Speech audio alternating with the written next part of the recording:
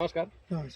आज दिनांक 16/12/2025 रोजी आपण आलेलो आहे श्रीराम आश्रुबा तांगडे राहणार जाम समर्थ यांच्या आपण बटाट्याच्या प्लॉटवर आलेलो आहे. तर काकांनी मंचरून पुखराज नावाचा बटाट्याचं हे आणलं होतं, बटाटा आणला होता आणि त्यांची लागवड जवळपास साधारण 1.25 महिना झालेला आहे लागवड करून.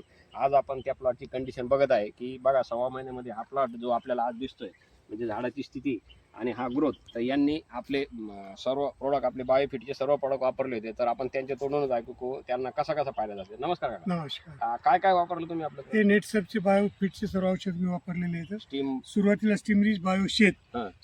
ते शेत वापरल्यावर मुळ्या एकदम खोलखोल आणि लांब गेलेले आहेत. हा. त्याच्यानंतर एनपीके मुळे पिकाची ग्रोथ झालेली आहे. आणि झेडेन आणि व्यायाम झेडेन व्यायाम हे पण वापरले. हे पण वापरलं. म्हणजे नेटसर्फचे सर्व जैविक औषधं आहेत ते आपण पूर्ण वापरलेले आहे. त्याच्यामुळे हा इफेक्ट मला दिसतोय आणि चांगल्या प्रकारे. तुमच्या सोबतच बऱ्याच जणांनी लावलेले. हो, लावले. असा ग्रोथ आपल्याला काही दिसत नाही दिसत. बरं, आज आपण एक रोप काढून बघत आहोत इथं. आता आपल्याला किती बटाटे साधारण लागले हे आपण चेक करणार आहोत. पांढऱ्या मुळ्याची भरपूर वाढ झालेली आहे. आज बघतोय आपल्याला बघा आता साधारण एका ठिकाणी आपल्याला सध्या 4, आता या झाडाला 4 तर इथं दिसत आहे आणखी.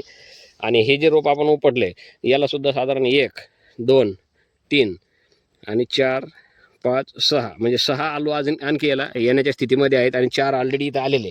आजची कंडिशन 1.25 महिन्यामध्ये हा बटाटा आपण बघतोय एवढी कंडिशन याची झालेली आहे. साधारण सर्व जवळपास सारख्याच प्रमाणात आपल्याला आज दिसत आहेत.